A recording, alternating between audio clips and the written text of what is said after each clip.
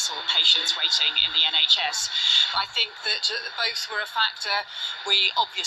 Brexit was a key issue in the campaign, but I think also perceptions of the whole party and perceptions of the leadership were clearly a key issue as well.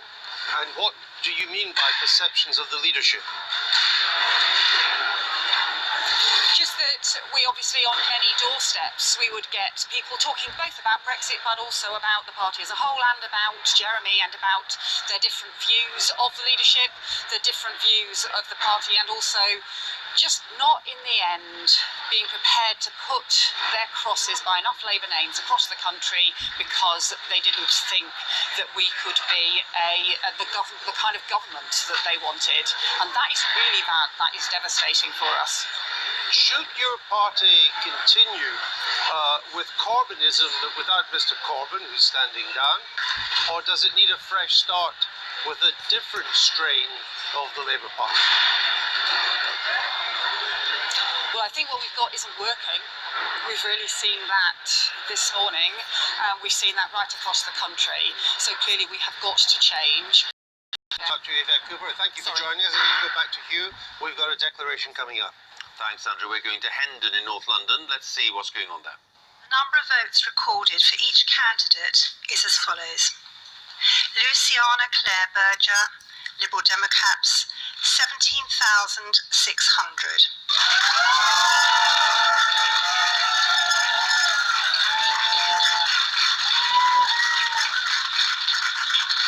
Michael Whitney Freer, commonly known as Mike Freer, the Conservative Party candidate, 24,160.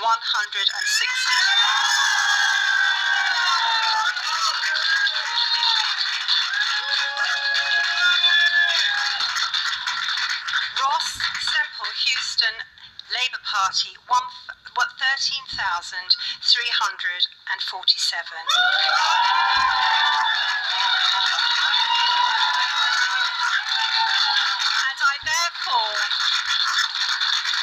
I therefore declare that Michael Whitney Freer, commonly known as Mike Freer, is duly elected. Finchley and Golders Green in North London, which is the seat that was once represented by Margaret Thatcher in Parliament. Well, the Conservative Mike Freer has taken the seat. And the interesting thing here is that Luciana Berger, the former MP in Liverpool Wavertree, the Labour MP, moved to Finchley and Golders Green, 17,600 with Labour on 13,300.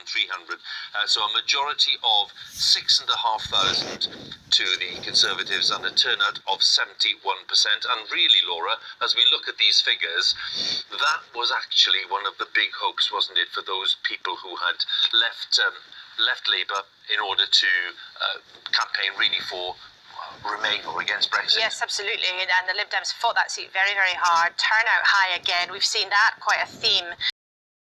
So many people who desperately need a progressive government on their side won't get the social justice that they need, the living wage, the good public services, and the security they need to build the future. And this election wasn't even necessary. It should not have had to happen. Parliament was on the brink of supporting a people's vote on Brexit, and 2 out of your 3 MPs proudly voted against it and warned about the dangers that it would bring. We warned that it would tear this country further apart, and that is what I fear will happen. The status quo in this country is intolerable. The inequality is yawning ever wider, and we are now on course for it to become wider still. And that brings me to the anger that I feel, anger that our political system is so badly broken and is still letting down individuals and our country so badly. Our electoral system is rotten to the core. And as I've travelled around the country, I have met so many people who wanted to vote Green, but they could not dare to do so for fear of splitting the vote and letting other parties in. Now, there should have been many more Greens elected tonight if there was justice. I think think it is also worth pointing out tonight that nationally, if you look at where the vote share is right now, those has become the new MP. She's a businesswoman, social entrepreneur. 45 to 43% Tory to Labour, and we have Labour taking an 8% hit, an 8 percentage point hit there in Stoke-on-Trent Central. This had the lowest turnout of any seat in 2015. It's 58% this time, so it won't be the lowest this time. 6.9% swing from Labour to Conservative. This is where Tristram Hunt was the Labour MP between 2010 and 2017, before he left Parliament. This has been Labour since its creation in 1950. So yet another seat with a strong Labour heritage, a rich Labour background, which has turned tonight to the Conservatives. Laura? Well, it's the kind of thing that we would have expected from the beginning of the exit poll coming out, but it just underlines again how much these places where Labour's roots seem to have withered away. Now, whether they've gone for good or whether they can be resuscitated and returned in the years to come is a completely separate question.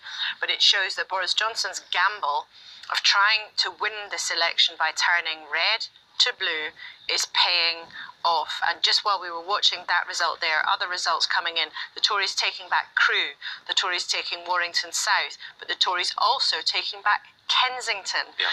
And if you like, you could sum up the extent of this Conservative victory by saying the Tories have won in Warrington and they've won in Blythe Valley, but they've also won in Kensington. Exactly. Look at the result there, because you mentioned that, Laura, and the Conservatives have gained, or regained if you like, Kensington. Emma Dent-Coad, who won that back in 2017. This is the seat which includes Grenfell Tower. There's been a huge political controversy after that tragedy.